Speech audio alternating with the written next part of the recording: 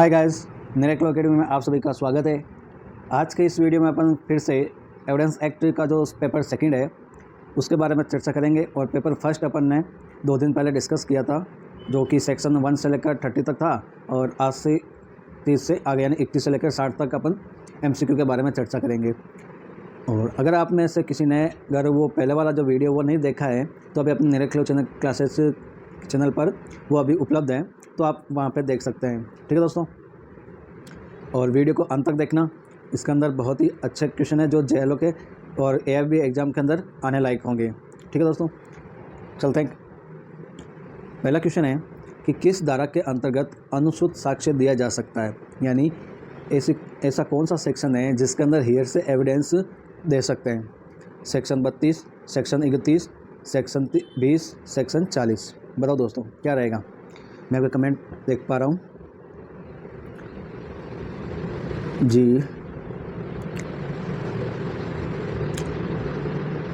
बिल्कुल right answer बता रहे हैं आप सभी। तो इसका राइट आंसर क्या हो जाएगा, सेक्शन 32। ठीक है दोस्तों, तो इसका 32 आंसर हो जाएगा ए।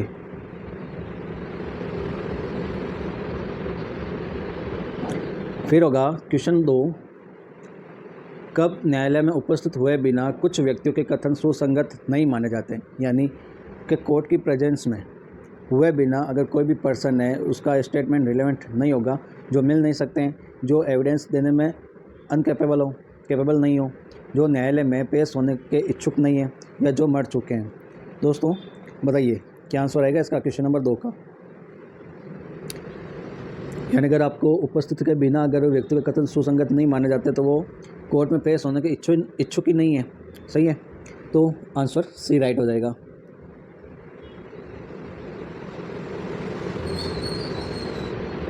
नेक्स्ट क्वेश्चन है,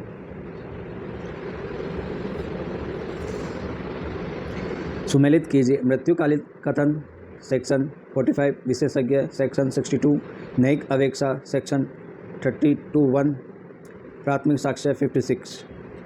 अब अपन को क्या करना है कि इनको सही सम्मिलित करना है। तो मृत्युकालीन कथन कहाँ पर आता है, डाइंग डिक्लेरेशन अपने 32A के अंदर आता है, तो इसका क्या हो जाएगा। फिर विशेषज्ञ अपने पास में 45 के अंदर आता है, न्यायिक अवेक्षा 56 के अंदर आता है, और प्राथमिक साक्ष्य 62 के अंदर आता है। ठीक है दोस्तों, इसका बसदन नहीं बनाया, भूल गए लगते हैं। नेक्स्ट क्वेश्चन है, कौन सा कथन असत्य है मृत्युकालीन कथन के लिए, यानी आपको डाइंग डिक्लेरेशन के लिए ऐसा कौन सा स्टेटमेंट है जो वो फॉल्स है। कथनकर्ता की मृत्यु होना आवश्यक है, कथन मृत्यु के कारणों को बताएगा, कथन समव्यवहार की परिस्थितियों के बारे में होना चाहिए, अपूर्ण मृत्युकालीन कथन भी ग्राह्य है। इसका क्या राइट आंसर होगा बताइए। मैं कमेंट देख लेता हूँ आपके। डी, दिव्या बोल रही है डी। हाँ, अपूर्ण मृत्युकालीन कथन भी ग्राह्य है, ये क्या आ जाएगा, असत्य होगा। नेक्स्ट है, मृत्युकालीन कथन मृत्युकालीन घोषणा होनी चाहिए, लिखित, मौखिक, सुसंगत या उपरोक्त सभी।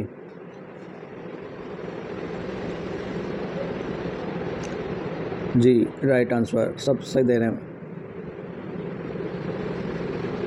डी।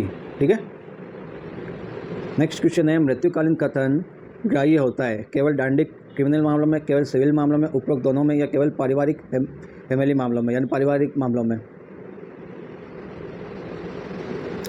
क्रिमिनल और सिविल दोनों में होता है। ठीक है,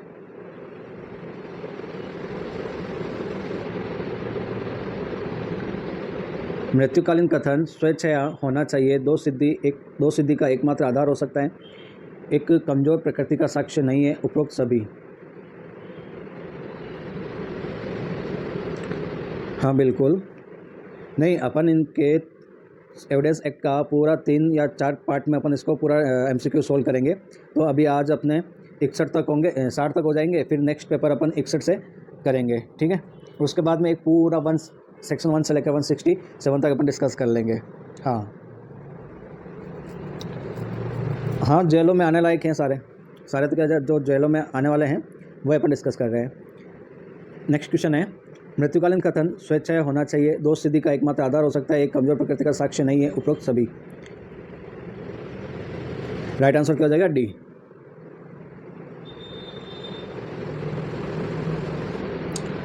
कारोबार के नियमित अनुक्रम में रखी गई लेखा पुस्तकों को या एंट्री सुसंगत होती है, यानी अपन कोई भी कारोबार है या बिजनेस हॉर्स है, उनके बारे में अपन कोई भी जो बुक्स वगैरह है, तो इनकी जो प्रविष्टियाँ होती है, एंट्रीज होती हैं, कौन से सेक्शन में बताया गया? Section 33, section 34, section 35, section 36।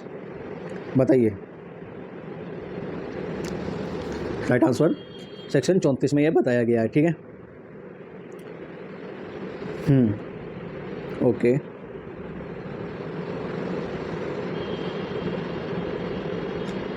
विधि पुस्तकों में की गई प्रविष्टियाँ सुसंगत है। Section 38, section 37, section 36, section 35। अब बताइए, विधि की पुस्तक है कि की गई प्रविष्टियाँ सुसंगत कहाँ होगी? Right answer 38। किस वाद में कहा गया कि मृत्यु शैया पर व्यक्ति मिथ्या कथन नहीं करेगा? प्रेम नारायण बनाम महाराष्ट्र राज्य, सुरजीत कौर बनाम DS कपूर, शारदा बनाम राजस्थान राज्य। उपरोक्त सभी। तो इसका राइट आंसर क्या हो जाएगा? सी, यहाँ पे मार्क किया हुआ है, शारदा बनाम राज्य।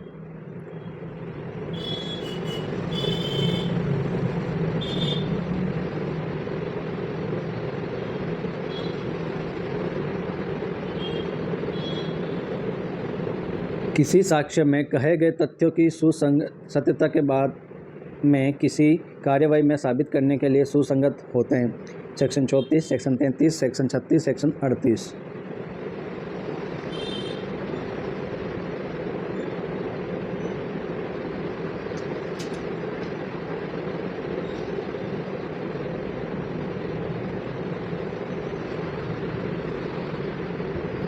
क्या राइट आंसर बताइए दोस्तों?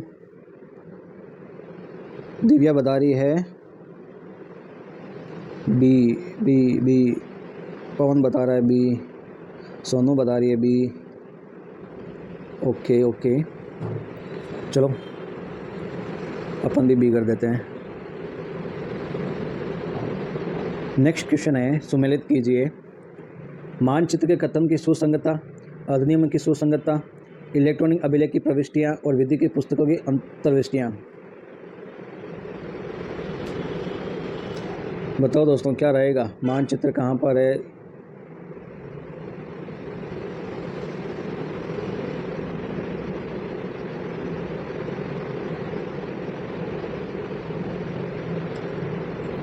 सुमेलित कर, बताओ।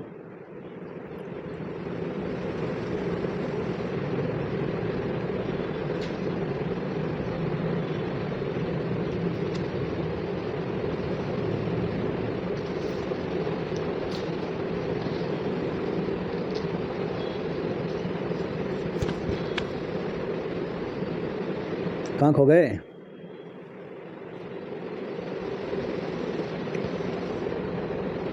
ठीक है, लगभग आप पे राइट बता रहे हो। ठीक है, फिर आगे बढ़ता हूँ मैं।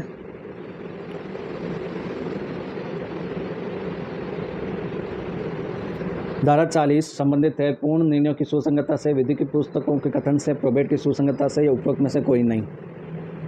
बताओ भाई।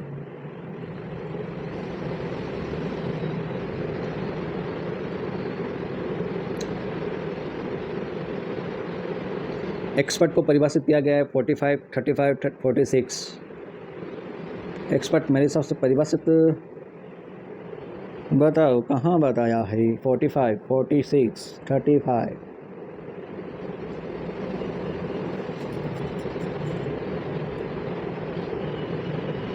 क्या हुआ? नहीं पता? हम बताते हैं सब, कुछ तो सही बता रहे हैं। डी होगा इसका, परिभाषित कहीं पर भी नहीं किया गया है। किन मामलों में विशेषज्ञ की राय सुसंगत नहीं है? विदेशी विधि, हस्तलेख या अंगुली चिन्ह या पद चिन्ह, या विज्ञान और कला। 15 बताओ दोस्तों। दिव्या बता रही है सी, सी, सी। 15 का सी। पवन भी सी, सोनू भी सी, सरस्वती भी सी, ओके गोपाल भी सी। चलो, तो क्या हो जाएगा? किन मामलों में विशेषज्ञ की राय सुसंगत नहीं है? विदेशी विधि, हस्तलेख चिन्ह, विज्ञान विधि, पद चिन्ह। फुटप्रिंट के बारे में अभी भी आया नहीं है।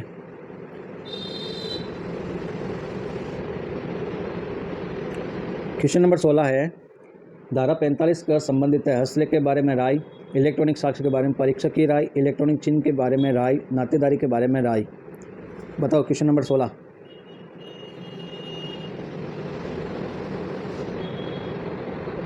कैसा अच्छा लग रहा है क्वेश्चन? हाँ, इसी टाइप में जो लोग एग्जाम के अंदर आएंगे, बी के अंदर भी ऐसे ही आते हैं। हाँ, बी बोल रहे हैं सभी। इलेक्ट्रॉनिक साक्ष्य की परीक्षक की राय 45A के अंदर बताई गई है। नेक्स्ट क्वेश्चन है, विशेषज्ञों की राय, विशेषज्ञों की राय समर्थन करने वाले सुसंगत होंगे। 45, 48, 46, 47।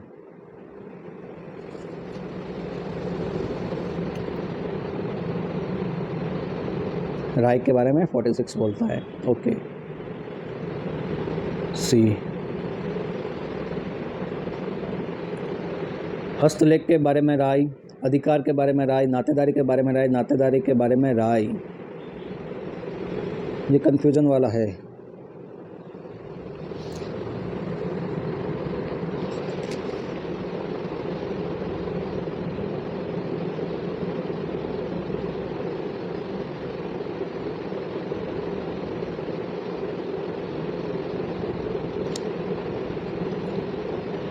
हस्तलेख के राय के बारे में 47 बताता है।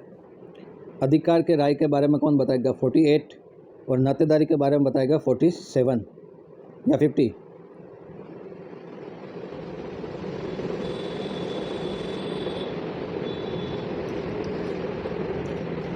ये एक बार चेक करना पड़ेगा मेरे को,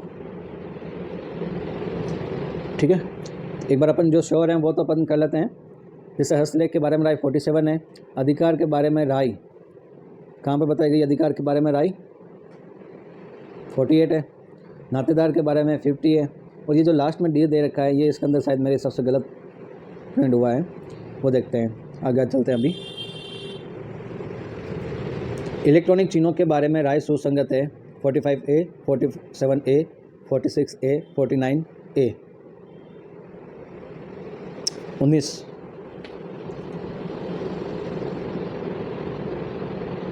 A राइट आंसर।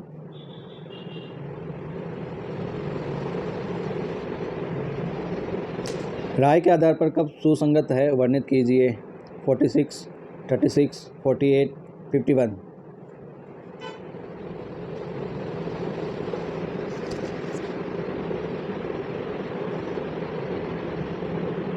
डी।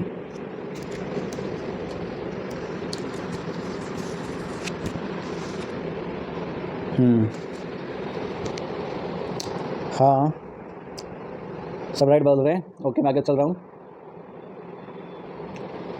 किस धारा के अनुसार सील का साक्ष्य सिविल मामलों में विसंगत है? Section 52, section 53, 54, 55।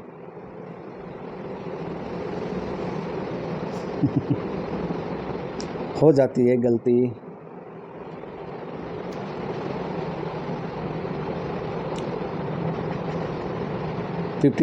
Okay, right answer.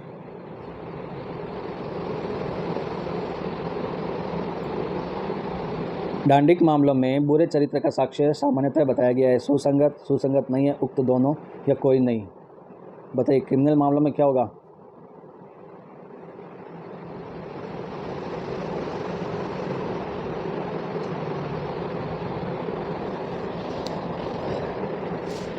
बस यहाँ ही है। हाँ जी, चाय पीते हैं अभी। Right answer B. Okay,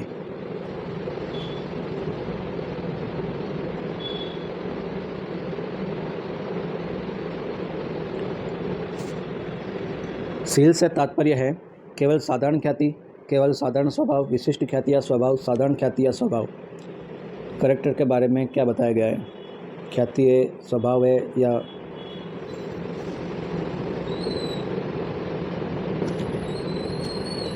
seal क्या होगा? ख्याति और स्वभाव। डी राइट आंसर हो जाएगा।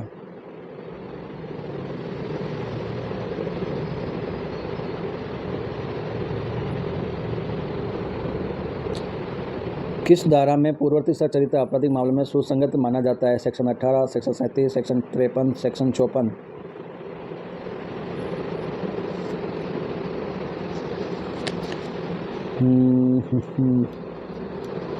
Divya C, Suresh, Sonu, okay, almost सबका राइट आंसर आ रहा है। मैं आगे बढ़ रहा हूँ। सामान्यतया दांडिक मामलों में अच्छे चरित्र का या अच्छा सील का साक्ष्य है। सुसंगत नहीं है, सुसंगत है, पूर्व दोष सिद्धि सुसंगत है या कोई नहीं। Okay, B right answer. किस व्यक्ति का सील कब सुसंगत होगा? जब सील स्वयं विवादक हो, जब सील नुकसानी पर प्रभाव डालता हो, जब सील अन्यथा सुसंगत साक्ष्य में प्रकट होता हो, उपरोक्त सभी।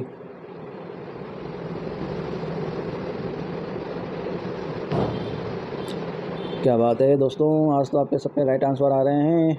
अच्छी बात, अच्छा लग रहा है। डी आंसर हो जाएगा। किस धारा में डिजिटल हस्ताक्षर को सुसंगत बनाया गया है या बताया गया है? 47A, section 14B, section 116, 85A।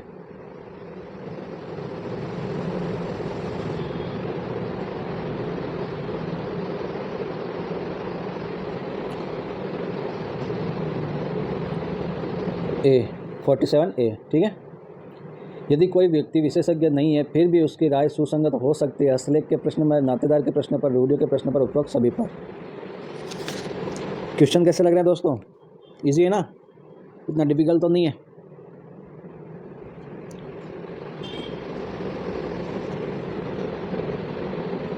D, किस धारा में पूर्व निर्णयों को सुसंगत माना गया? 39, 40, 41 या 43? 43, 41, 40, 39 बताइए।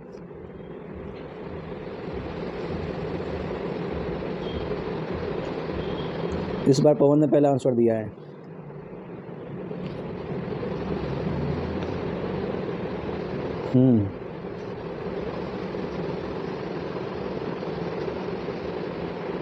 चलो, राइट आंसर बी।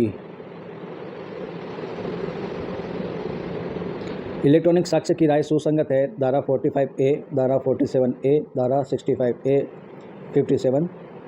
इलेक्ट्रॉनिक साक्ष्य की राय कहाँ पर बताई गई है? क्या बात है, राइट।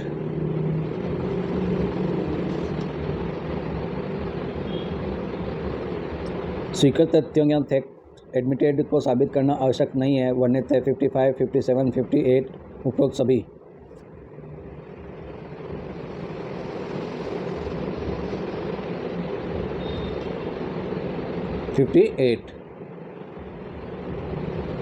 सी। अब्दुल रहमान बनाम मैसूर राज्य के बाद किससे संबंधित है? हस्तलेख के बारे में, विशेषज्ञ की राय के बारे में, पूर्व निर्णय के बारे में, संदिग्धता के बारे में।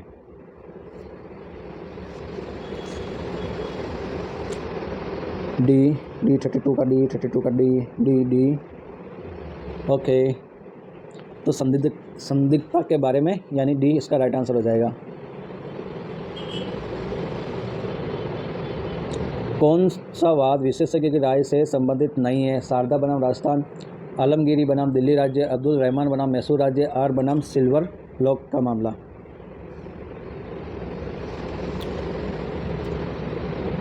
शारदा बनाम राजस्थान राज्य ए। निम्नलिखित को सुमेलित कीजिए। हस्तलेख के बारे में राय, अधिकार के बारे में राय 48, सिद्धांतों के बारे में राय, नातेदार के बारे में राय 50, अधिकार के बारे में राय 48, हस्तलेख के बारे में राय 47। ओके दोस्तों, देखो, हस्तलेख के बारे में राय 47, अधिकार के बारे में राय हो जाएगी अपने पास में 48, सिद्धांतों के राय के बारे में 49, नातेदारी के राय के बारे में 50।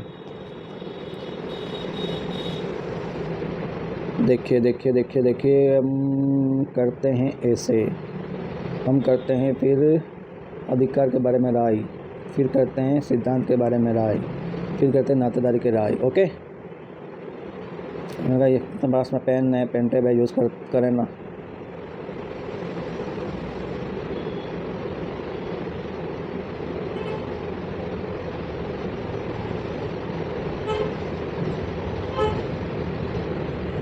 सील के अंतर्गत शामिल है केवल ख्याति, साधारण ख्याति, स्वभाव, बी और सी दोनों, स्वभाव और साधारण ख्याति। अब तो पहले भी देखा था, डी इसका राइट आंसर हो जाएगा।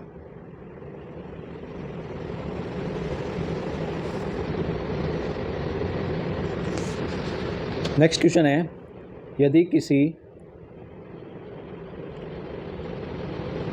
मामले में अभियुक्त और अभियोजन की ओर से दिया गया साक्ष्य बराबर हो तो किसका साक्ष्य भारी होगा? अभियुक्त के बुरे चरित्र का साक्ष्य, अभियोजन के अच्छे चरित्र का साक्ष्य, अभियुक्त के अच्छे चरित्र का साक्ष्य या अभियोजन के बुरे चरित्र का साक्ष्य? बताइए दोस्तों। हमेशा क्या होगा? एक्यूज्ड का अच्छा चरित्र लिया जाएगा, सी। ऐसे तथ्य जिनका प्रमाण की आवश्यकता नहीं होती है कहलाते हैं रेस जेस्ट, न्यायिक, अवेक्षणीय, सबूत, साक्ष्य, तथ्य, प्रूफ। सी राइट आंसर हो जाएगा।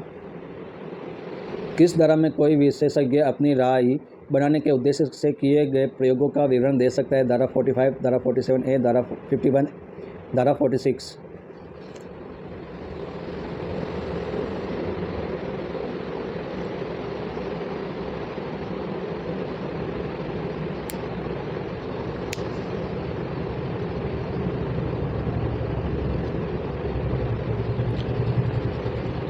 ओके दोस्तों,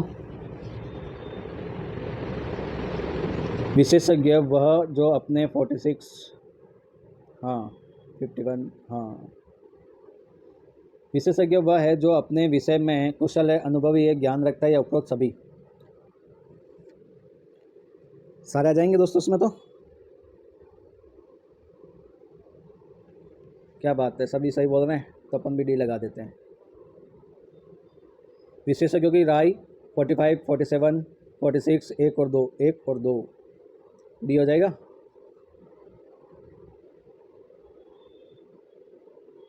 स्वीकृतियाँ स्वीकृतिकर्ता के विरुद्ध निश्चय सबूत है, निश्चय सबूत नहीं है, केवल उपधारणा है, निश्चय सबूत नहीं किंतु विबंध कर सकती है। 41 बताइए दोस्तों, डी हो जाएगा। ठीक है, विबंध कर सकती है, निश्चय सबूत नहीं है। न्यायालय के निर्णय की सुसंगतता वर्णित है 46 से 48, 43 से 44, 40 से 44, 42 से 44, 40 से 44 तक है ना। तो इसका राइट आंसर क्या हो जाएगा? सी। निम्न में से कौन सी धारा सूचना और प्रौद्योगिकी अधिनियम 2000 IT एक्ट 2000 द्वारा प्रतिस्थापित की गई है? 22, 65, 47, 39 प्रतिस्थापित की गई 2000 एक्ट IT एक्ट से। 39, ओके ओके ओके दोस्तों, राइट आंसर आपका डी है, मुझे पता चल गया है। निम्न में से कौन सी धारा IT एक्ट 2008 द्वारा जोड़ी गई थी? 46, 39, 45A, 32A। 45A, ओके, सी आपका राइट आंसर है ना। 45, निम्न में से कौन विशेषज्ञ नहीं होगा? बहरे व गूंगे के स्कूल का प्रिंसिपल, दुर्घटना के बारे में यातायात निरीक्षक, सोने की शुद्धता के बारे में सुनार, पैरों के निशान के बारे में विशेषज्ञ। पैरों के निशान के बारे में कोई भी विशेषज्ञ, ये विशेषज्ञ अभी अपने फुटप्रिंट के बारे में, तो ये अपन कह सकते हैं कि डी इसका राइट आंसर, डी। मानहानि के मामलों में कौन सी धारा का अपवाद एडमिसेबल होगा? 52, 53, 54, 55, ओके, डी।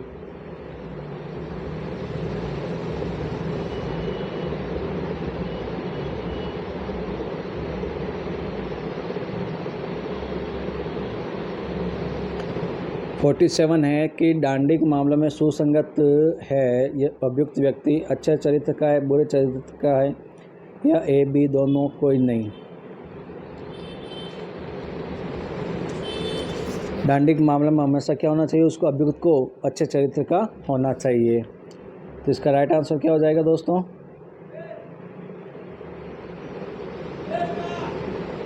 ए हो जाएगा। ठीक है, नेक्स्ट क्वेश्चन है, निम्न में से कौन सा तत्व स्थायी होता है? सील, ख्याति, स्वभाव, चरित्र। तो मेरे हिसाब से चरित्र और ख्याति में कन्फ्यूजन है मेरे को, तो अब आप बताइए। 48,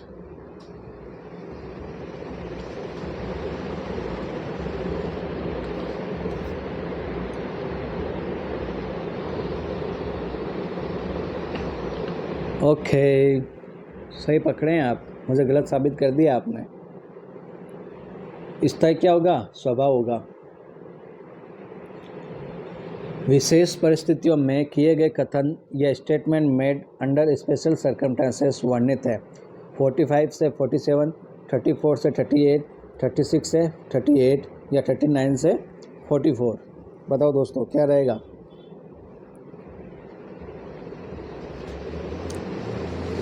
बी सब बी क्यों बता रहे हैं? 34 से 38। ओहो, चलो भाई हम भी कर देते हैं बी राइट।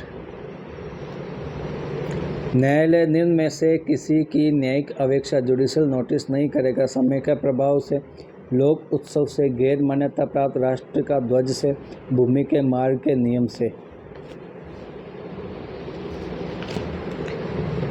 गैर मान्यता प्राप्त राष्ट्र ध्वज से, सी।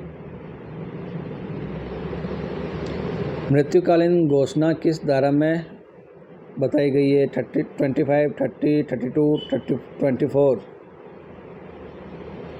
32, सी। पाखला नारायण स्वामी बनाम एम्परर का प्रकरण किस धारा से संबंधित है? 45, 20,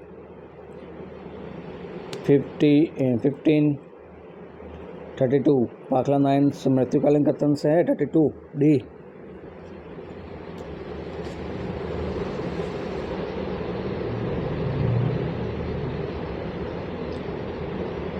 किस सक्षम न्यायालय के प्रोबेट विषय आधिकारिकता के प्रयोग में दिया गया अंतिम निर्णय किस धारा में सुसंगत है? 40, 41, 45 या 51?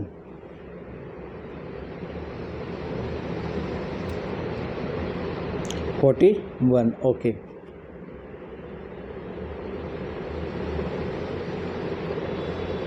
पूर्वतन अच्छा चरित्र किस धारा के अंतर्गत सुसंगत तथ्य है? 52, 53, 50, 45? 53 राइट आंसर।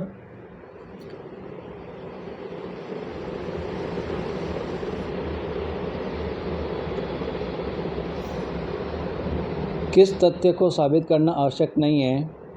न्यायिक रूप में अवेक्षणीय तथ्य, दस्तावेज साक्ष्य, मौखिक साक्ष्य, इनमें से कोई नहीं। 55।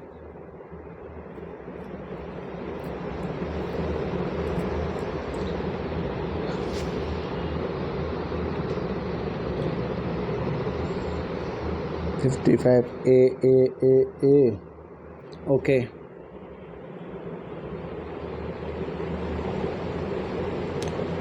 न्यायिक रूप से अवेक्षणीय तथ्य क्या हो जाएंगे? ये साबित करना आवश्यक नहीं होंगे। 55 का ए हो जाएगा।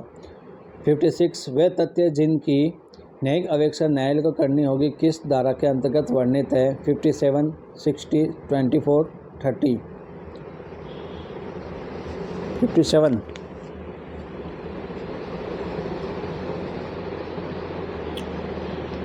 ए क्या बात है, क्या बात है, क्या बात है दोस्तों, सबके राइट आंसर आ रहे हैं तो अपन भी ए लगा देते हैं। मौखिक साक्ष्य प्रत्यक्ष होना चाहिए किस धारा में बताया गया है? 59, 55, 58, 60?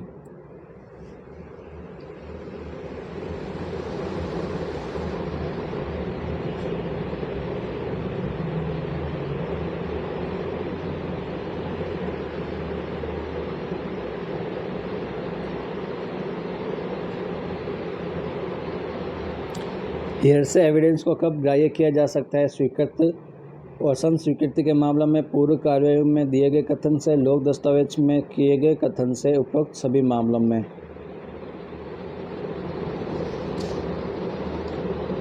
दिव्या बता रही है डी। सोनू बता रही है डी। पवन बता रहा है डी। ओके, डी आंसर, यानी उपरोक्त सभी में।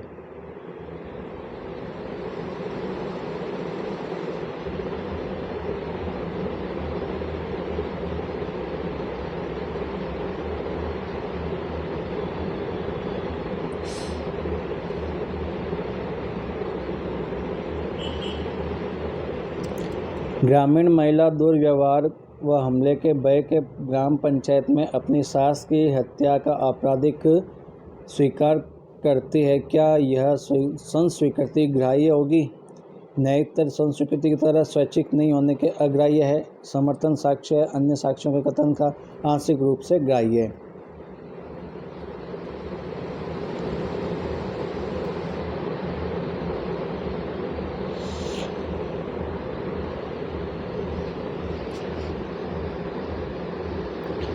हाँ यार, चाय तो पीनी पड़ेगी अब।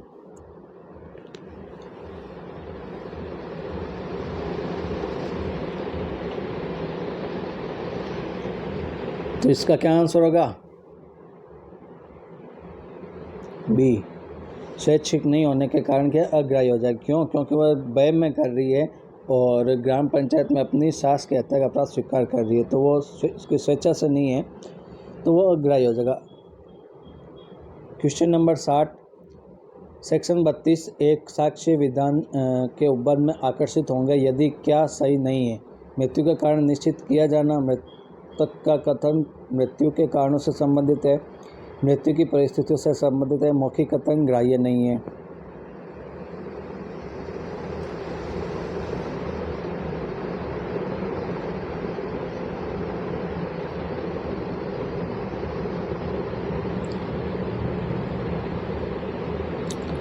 डी, मौखिक कथन ग्राह्य नहीं है।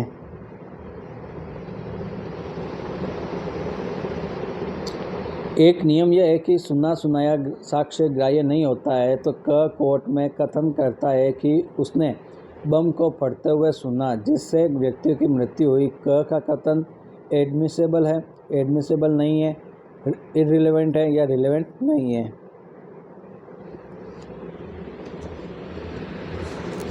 एडमिसेबल होगा क्योंकि उसने देखा है, सुना है। 62 कहता है कि डांडी कार्यवाही में यह तथ्य है कि अभियुक्त बुरे चरित्र का है, विसंगत है, सुसंगत है या ए सही है जब तक इस बात का साक्ष्य न दिया गया हो कि वह अच्छे चरित्र का है, या उपयुक्त सभी गलत हैं।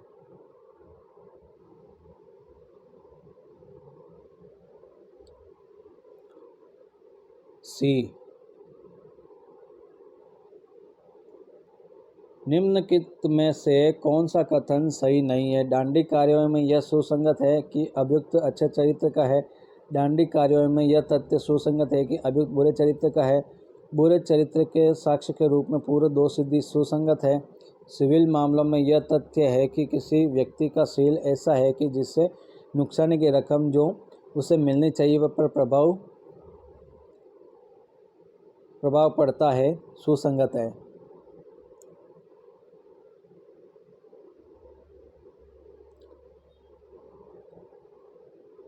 डांडी कार्यवाही में यह तथ्य सुसंगत है कि अभियुक्त बुरे चरित्र का है। हमेशा क्या होना चाहिए? उसको अच्छे चरित्र का होना चाहिए क्रिमिनल मामलों में।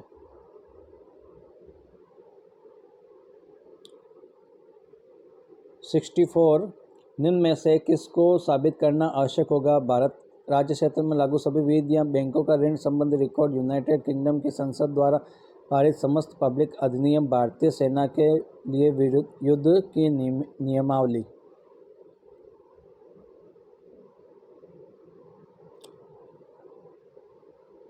बैंकों के ऋण संबंधी रिकॉर्ड के बारे में। बी। 65 कहता है कि भारतीय साक्ष्य अधिनियम की किस धारा के अंतर्गत कोई विशेषज्ञ अपनी राय बनाने के प्रयोजनार्थ किए गए प्रयोगों का विवरण दे सकता है? 50, 49, 51, 47। विशेषज्ञ की राय के प्रयोजनों के विवरण दे सकता है, अपना स्टेटमेंट दे सकता है।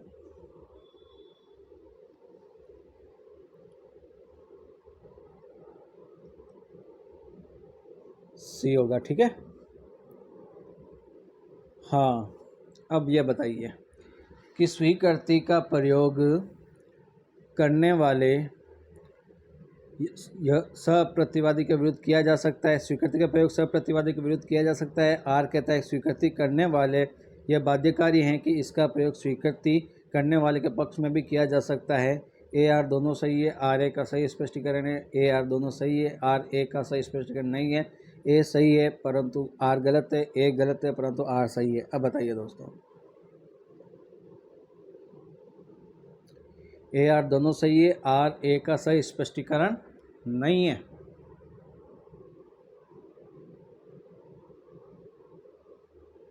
इसका क्या हो जाएगा 66 का?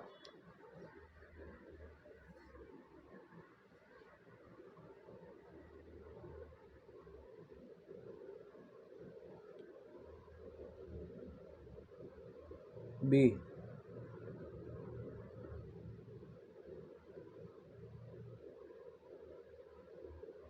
67 ये कहता है कि मौखिक साक्ष्य के द्वारा क्या साबित किया जा सकता है? दस्तावेज की अंतर्वस्तु, सभी तथ्य, इलेक्ट्रॉनिक अभिलेख की अंतर्वस्तु, दस्तावेज का इलेक्ट्रॉनिक अभिलेख के विषय वस्तु की सिवाय सभी तथ्य। 67 बताइए दोस्तों। डी इसका राइट आंसर होगा। दस्तावेजों के इलेक्ट्रॉनिक अभिलेख की अंतर्वस्तु के सिवाय सभी तथ्य क्या होंगे?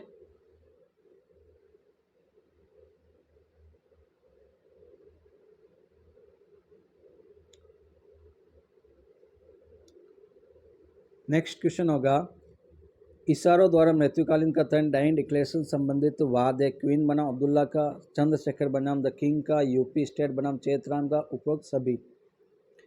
68 उपरोक्त सभी।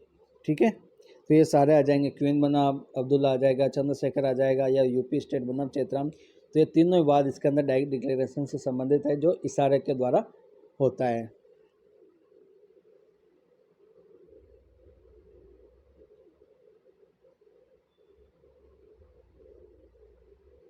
डी। लोक अधिकार व रूढ़ि के बारे में कथन यदि व्यक्ति पर किया गया है तो सुसंगत होगा।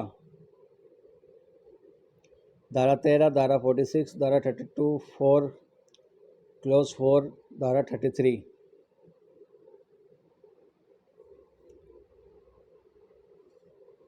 राइट आंसर सी।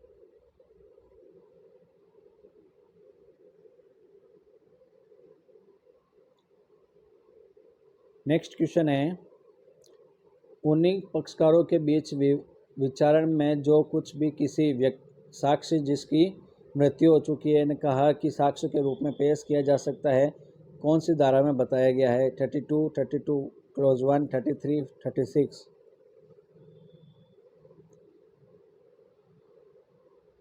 33। लेखा पुस्तक की प्रविष्टि किस धारा में सुसंगत होगी? 34, 35, 36, 37। ए ओके ओके ओके ओके, मैं भी ए कर देता हूँ।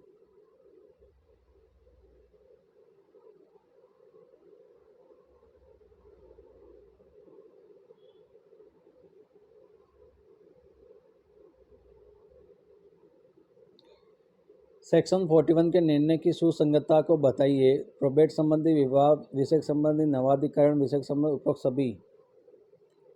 D. Okay okay okay okay. Criminal मामला में धारा 376 या 376 ABCD और 354AB में वर्णित सम्मति प्रावधान हैं। 53A, 53, 54, 56।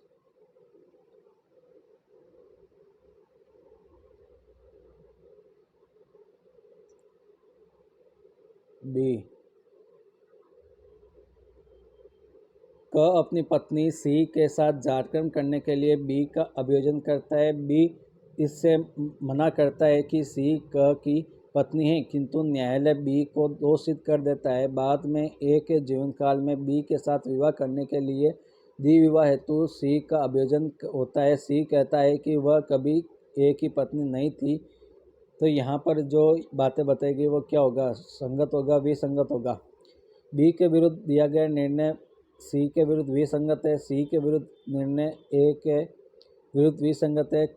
ए के विरुद्ध निर्णय बी के विरुद्ध विसंगत है, या उपरोक्त सभी। तो बताइए 74 का राइट आंसर क्या होगा दोस्तों? बी का होगा या ए का होगा? मेरा तो इसका आंसर ए है। आप बताइए अब क्या होगा।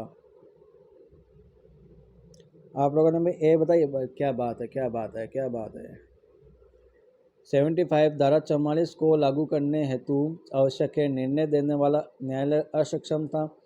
निर्णय दूरभिसंधि से प्राप्त किया गया था, निर्णय कपट द्वारा प्राप्त किया गया था। डी आंसर हो जाएगा।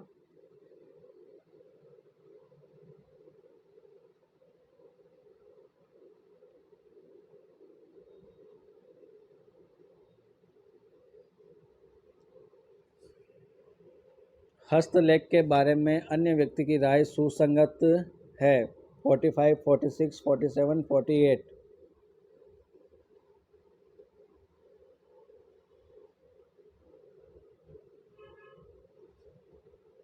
सी। धारा 50 में वर्णित है प्रथाओं की धारा, नातेदार के बारे में राय, सिद्धांतों के बारे में राय, उपरोक्त सभी। धारा 50 वर्णित है बी क्या है? नातेदारी के बारे में राय। क्या बात है, क्या बात है, क्योंकि अपन ने सम्मिलित वाले में पढ़ रखा है तो आपको अच्छा लगा, रिपीट हो गया क्वेश्चन। कोई विशेषज्ञ अपनी राय बनाने के लिए किए गए प्रयोगों का विवरण दे सकता है। 52, 50, 51, 45। क्या बात है, राइट आंसर सी।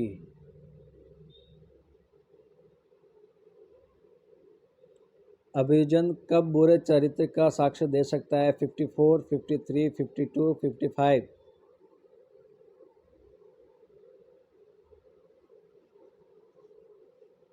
ए।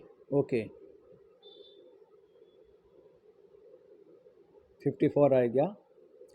नेक्स्ट है 80 क्वेश्चन है, आज का लास्ट क्वेश्चन है ये। किस परिस्थितियों में अभियुक्त के बुरे चरित्र का साक्ष्य नहीं दिया जा सकता है? अच्छे चरित्र के साक्ष्य को काटने के लिए, जब सील विवादक तथ्य हो, जब अन्यथा सुसंगत हो, उपरोक्त में से कोई नहीं। इसका राइट आंसर क्या होगा दोस्तों? डी, कोई नहीं। अब बताइए दोस्तों, कैसे लगे आज के ये सीरीज? एविडेंस का पेपर सेकंड था, जो सेक्शन 31 से लेकर 60 तक अपन ने 80 क्वेश्चन के बारे में डिस्कस किया है। और जो नेक्स्ट होगा इससे, यानी पेपर थर्ड, ठीक है, तो वो 61 से लेकर 167 अपन उसको क्लियर करेंगे। उसके अंदर भी लगभग अपन 100+ क्वेश्चन रखेंगे। तो वीडियो को लाइक और सब्सक्राइब कर दीजिए, और चैनल पर आप नए हो तो इसको सब्सक्राइब ज़रूर कर लीजिए, ताकि जो इसका नेक्स्ट स्टेप है पार्ट थर्ड, वो आपके लिए मतलब है कि आपको जल्दी से नोटिफिकेशन माध्यम से उपलब्ध हो जाए। और इस वीडियो को लाइक और अपने दोस्तों के साथ शेयर करें, सब्सक्राइब करें। Thank you so much. और ये क्वेश्चन कैसे लगे आपको कमेंट में ज़रूर बताना दोस्तों, और अपने फ्रेंड लोगों के साथ, अपने ग्रुप जो भी है उनको शेयर ज़रूर करना। Thank you so much.